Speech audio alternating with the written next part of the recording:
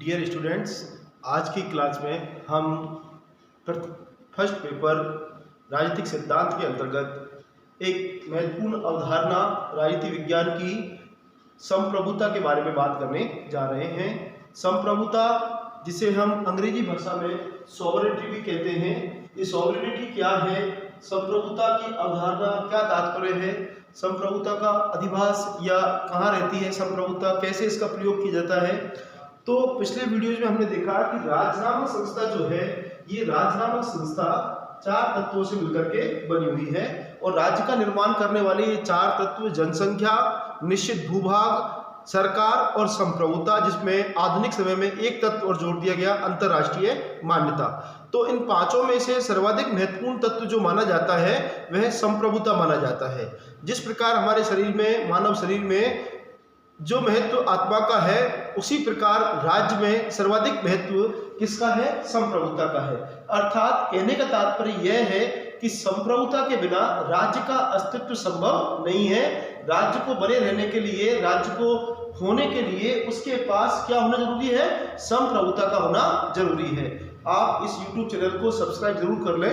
तो संप्रभुता शब्द, जिसे हम अंग्रेजी भाषा में सॉवरेनिटी कह रहे हैं, यह सॉवरेनिटी शब्द जो है यह लैटिन भाषा के 2 शब्दों से मिलकर के बना है। लैटिन भाषा के 2 शब्द कौन कौन से हैं, सुपर और एनस।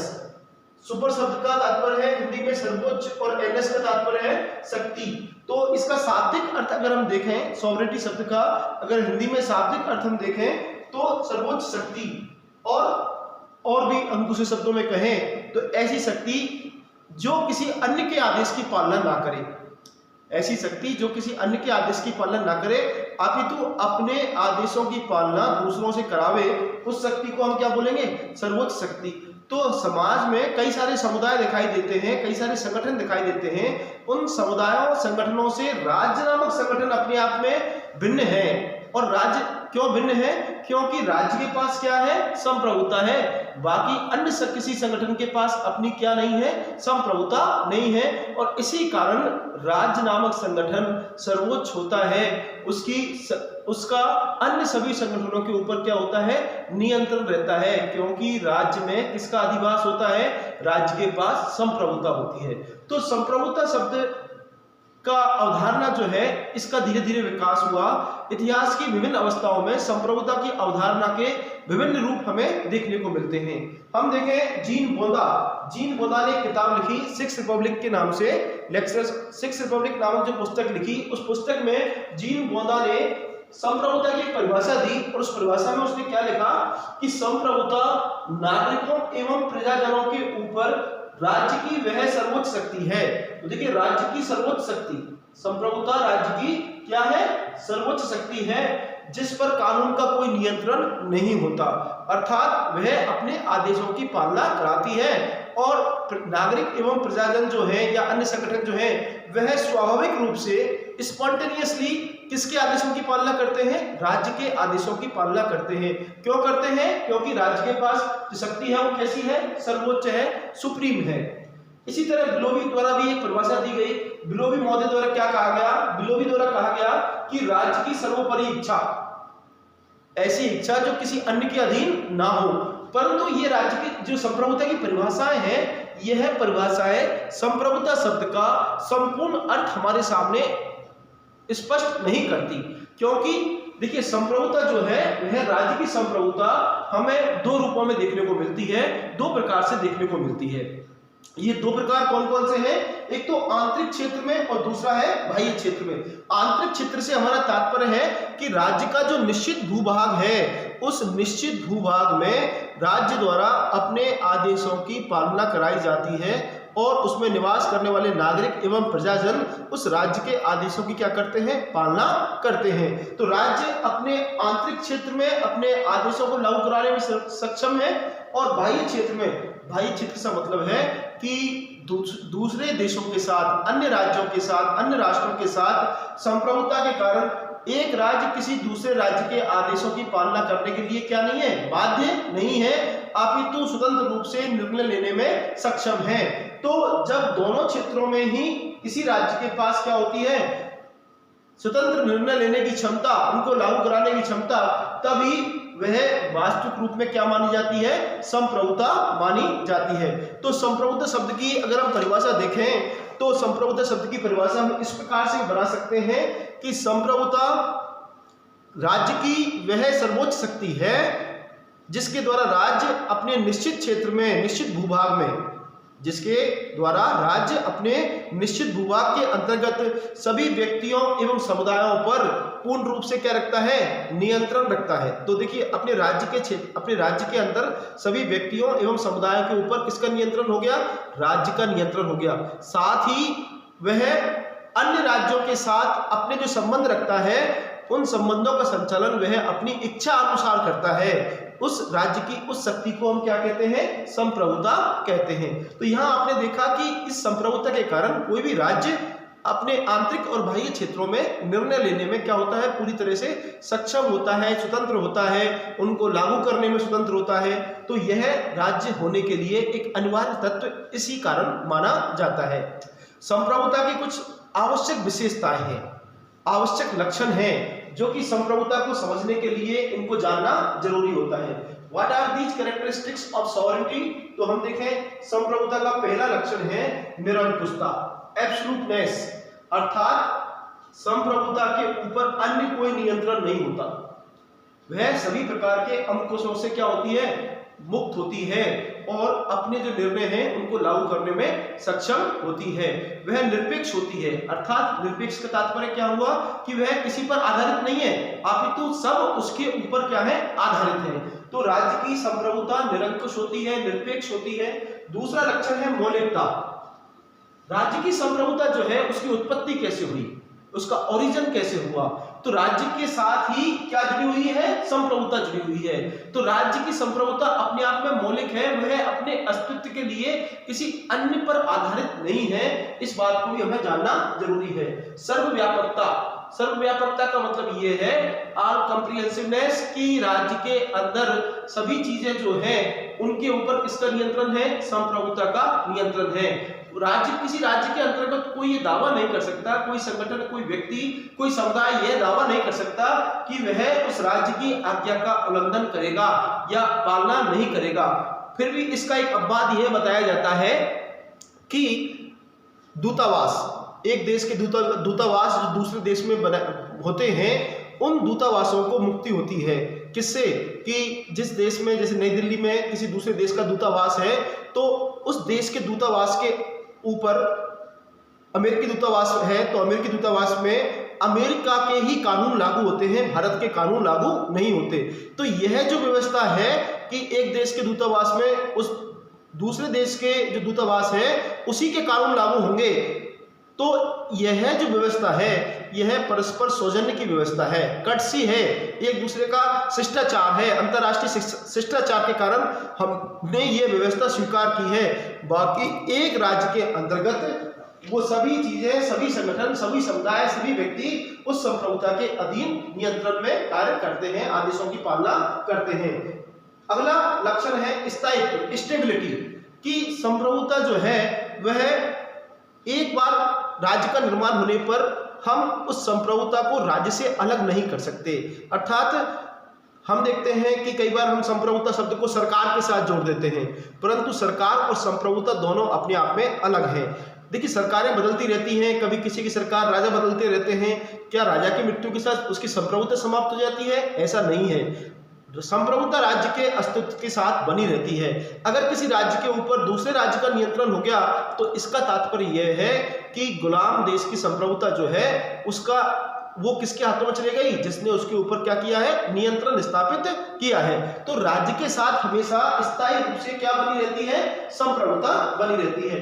अपृथक्करणीयता है, अनसेपरेटेबिलिटी, कि हम किसी राज्य से उसकी संप्रभुता को समाप्त नहीं कर सकते। जैसे हम किसी व्यक्ति के व्यक्तित्व को उससे अलग नहीं कर सकते, उसी प्रकार राज्य से किसको अलग नहीं किया जा सकता? संप्रभुता को अलग। यह एक अविच्छिन्न संबंध है जिसको हम अलग नहीं कर सकते।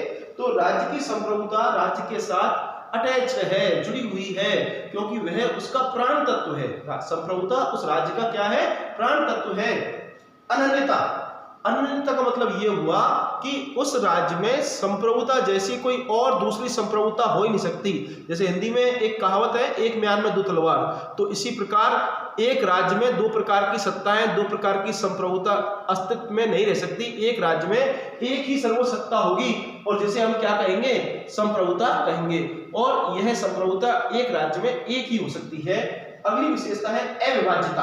अविभाज्यता, अनडिविजिबिलिटी, कि हम उसको संप्रभुता को क्या नहीं कर सकते, बांट नहीं सकते, विभाजित नहीं कर सकते।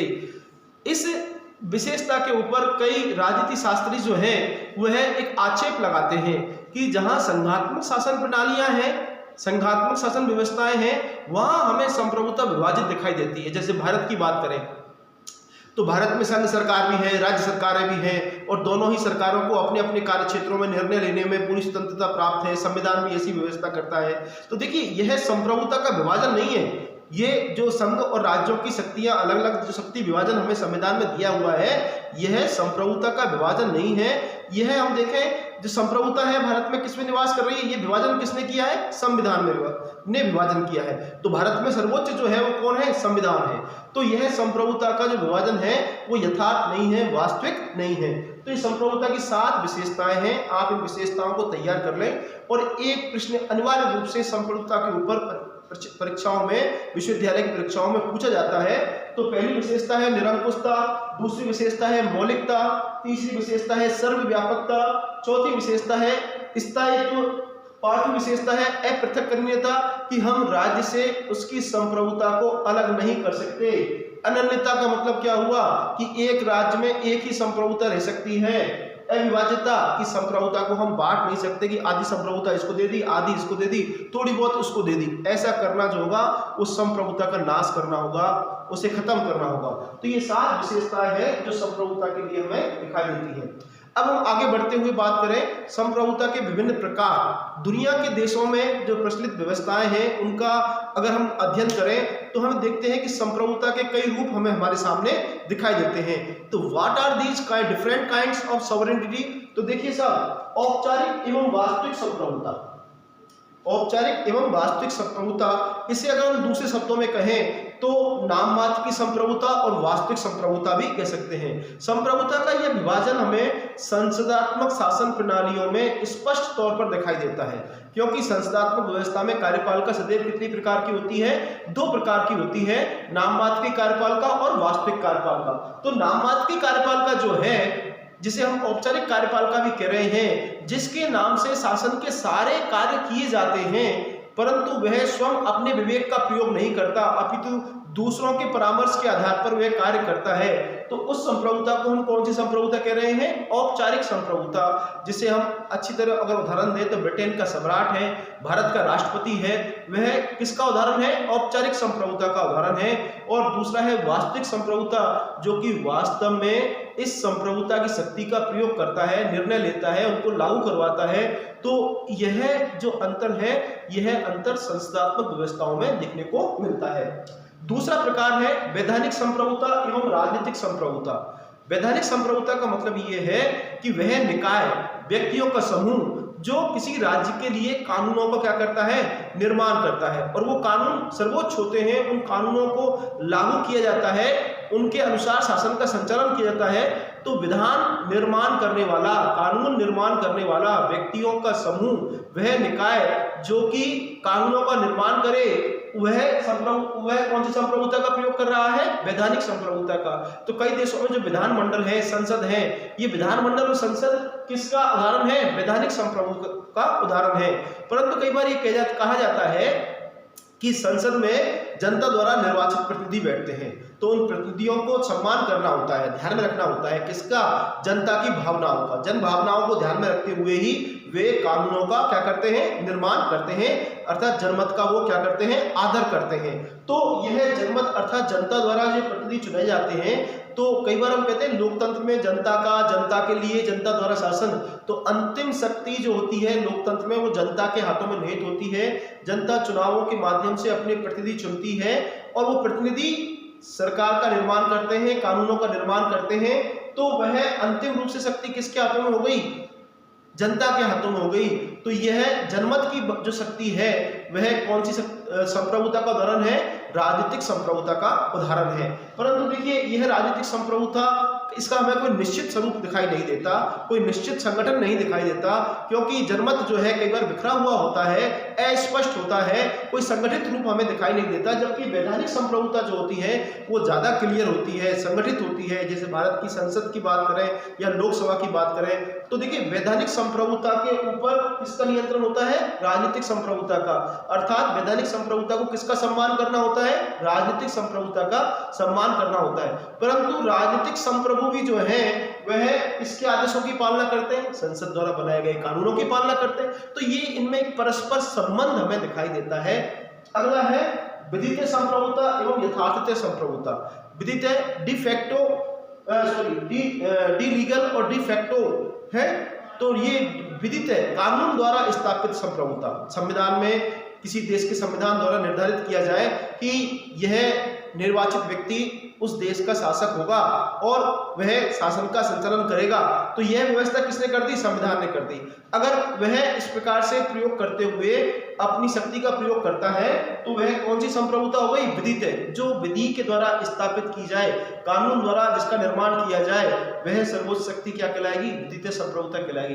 पर कई बार हमें देखने को मिलता है कि किसी देश में कानून द्वारा स्थापित व्यक्ति, संस्था या समुदाय या संगठन द्वारा सत्ता का प्रयोग नहीं किया जाकर यथार्थ रूप में, प्रैक्टिकल रूप में किसी अन्य व्यक्ति के द्वारा क्या किया जाए? सत्ता का प्रयोग किया जाए, सर्वोच्च शक्ति का प्रयोग किया जाए, तो वह संप्रभुता कौन सी कहलाएगी? यथार्थत्य संप्रभुता कहलाती है। जैसे हम देखें किसी देश में अगर जनता द्वारा क्रांति कर दी जाती है और क्रांति जिसके नेतृत्व में की जाती है, उस नेतृत्व में क्रांति उसके हाथों में अगर सत्ता आ गई, तो अभी जनता ने उसको स्वीकार नहीं किया है, कानून ने उसे अभी स्वीकार नहीं किया है, परंतु शक्ति उसके हाथों में है, तो उसकी सत्ता कौन सी, उसकी संप्रभुता किसका उदाहरण है? यथार्थत्य संप्रभुता का उदाहरण है।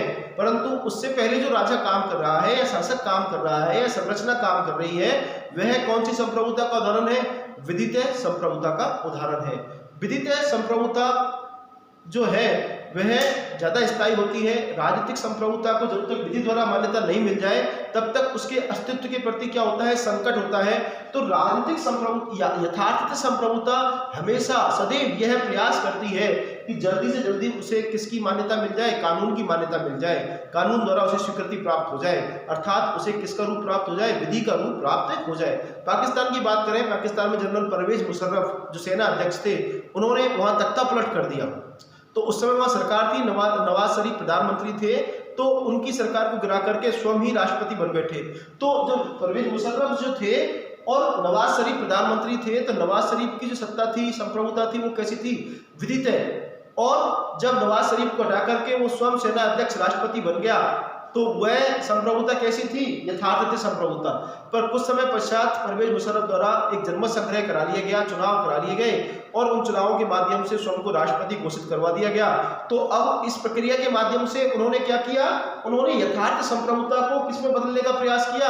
विधित्य संप्रभुता में बदलने का प्रयास किया। तो यह संप्रभुता का जो परस्पर संबंध है, यह हमें समझना जरूरी होता है। वर्तमान में दुनिया भर में लोकतंत्र का प्रचलन है, लोकतांत्रिक शासन प्रणालियां अधिकांश देशों में हमें देखने को मिलती हैं। तो एक पीपुल्स सॉवरेनिटी की बात की जाती है, लोक संप्रभुता की बात की जाती है, लोक प्रभुता की बात की जाती है। और हम देखें हमारे राजनीतिक चिंतन में बहुत बड़े चिंतक हुए, बहुत बड़े दार्शनिक हुए, जिसका नाम है रूसो। रूसो द्वारा भी किसकी बात की गई? लोक प्रभुता की बात की गई। देखिए रूसो का जो चिंतन है उसमें हमें प्रत्यक्ष लोकतंत्र दिखाई देता है। उस प्रत्यक्ष लोकतंत्र में जनता स्वयं भाग लेती है, स्वयं कानूनों का निर्माण करती है, स्वयं शासन का संचालन करती है। तो अगर प्रत्यक्ष लोकतंत्र में तो हमें सीधे सीधे तौर पर किसका महत्व दिखाई दे रहा है? लोक प्रभुता का, पीपुल्स सॉवरेनिटी का रूप हमें दिखाई देता है। परंतु वर्तमान में प्रत्यक्ष लोकतंत्र हमें कहीं आम प्रचलन में दिखाई नहीं देता। हमें जनता द्वारा निर्वाचित सरकारें जो हैं, प्रतिनिधि जो हैं, वह कार्य करते हैं। तो रूसो की जो सामान्य इच्छा का सिद्धांत है, वह सामान्य इच्छा का सिद्धांत किस पर आधारित है? लोक संप्रभुता पर आधारित है। क्योंकि सामान्य इच्छा जो है वह समाज के सामान्य हित की बात करती है, कॉमन इंटरेस्ट की बात करती है, सबके हित की बात करती है। तो लोक प्रभुता भी किसकी बात कर रही है? सबके हित की बात कर रही है। तो यहाँ रूसो ने लोक प्रभुता के सिद्धांत का प्रतिपादन किया था, और इस लोक प्रभुता का तात्पर्य होता है कि जनता सर्वोच्च है, और प्रत्यक्ष लोकतंत्र में तो ये व्यवस्था हमें दिखाई देती है, क्योंकि वह स्वयं निर्णय लेती है, और स्वयं निर्णय लेती है तो वो सबके हित में होते हैं तो उसका पालन भी करती है। परंतु आज हमें अप्रत्यक्ष लोकतंत्रात्मक व्यवस्थाएं जो देखने को मिलती हैं, प्रतिनिधियात्मक व्यवस्थाएं जो हमें देखने को मिलती हैं, तो वर्तमान में हम देखें कि भारत में अगर हम बात करें संप्रभु तो कौन है? देखिए, भारत में संप्रभु के तौर पर हम बात करें तो संविधान, भारत का जो संविधान है वह सर्वोच्च है। भारत का सर्वोच्च कौन है? भारत का संविधान। ये सभी राजनीतिक संस्थाएं जो हैं, सभी राजनीतिक पद जो हैं, सभी अन्य संगठन जो हैं, वो अपनी शक्तियां कहां से ग्रहण कर रहे हैं? संविधान से ग्रहण कर रहे हैं, संविधान से बने हुए हैं, संविधान की अवहेलना उल्लंघन नहीं कर सकते। तो भारत में संप्रभुता, विधित संप्रभुता कौन हो गया? संविधान हो गया है।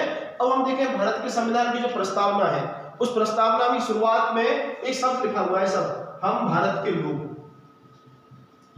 हम भारत के लोग। तो ये be the people of India, the people of India का जो टर्म है, यह शब्द जो है ये बड़ा महत्वपूर्ण है। ये कहता है कि साहब संविधान का निर्माण भी किसने किया है? भारत के लोगों ने किया है। तो अंततः राजनीतिक संप्रभुता जो है भारत की जनता में निवास करती है, और इसी को हम लोक संप्रभुता भी, पीपल सॉवरेनिटी भी कहते हैं। जनता चाहे तो इस संविधान में परिवर्तन कर सकती है। तो ये देखिए, ये संप्रभुता का अर्थ, इसके विभिन्न प्रकार, इसकी विशेषताएं, इसके संबंध, इसके अधिवास कि इसका निवास स्थान कहाँ है। तो जिन देशों में राजतंत्रात्मक व्यवस्थाएं होती हैं तो वहां कहा जाता है कि सब संप्रभुता जो है वह राजा में निवास करती है। तो कई देशों में हम देखें कि जहां लोकतंत्रात्मक व्यवस्थाएं हैं, जिन देशों में लोकतंत्रात्मक व्यवस्थाएं हैं, वहां कहा जाता है कि सब संप्रभुता जनता में निवास करती है। कहा भी जाता है कि सब जनता जनार्दन है, जनता जनार्दन, जनता भगवान है। जब चुनाव होते हैं जिस दिन, तो इस बात को बार बार रिपीट किया जाता है। तो हम देखें कि सब लोकतंत्रात्मक व्यवस्थाओं में संप्रभुता किसमें निवास कर रही है? जनता में निवास कर रही है। इसके अलावा हम देखें कि कई बार जिन देशों में संविधान सर्वोच्च है, तो संविधान सर्वोच्च है तो ये कहा संविधान सभा सर्वोच्च है, संविधान सभा में संप्रभुता निवास करती है। कई बार कहा जाता है कि साहब संविधान को भी संशोधित किया जा सकता है संसद के द्वारा, तो संसद जैसा चाहे वैसा इसमें संविधान में संशोधन कर भी देती है।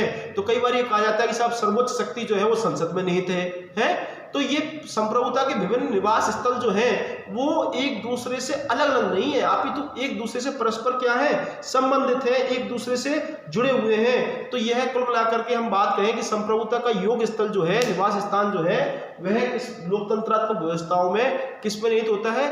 हमें कौन सा रूप देखने को मिलता है? लोक प्रभुता का रूप देखने को मिलता है। आप इस वीडियो को अगर अच्छा लगे तो आप इसको लाइक करें, सब्सक्राइब चैनल को जरूर करें। धन्यवाद।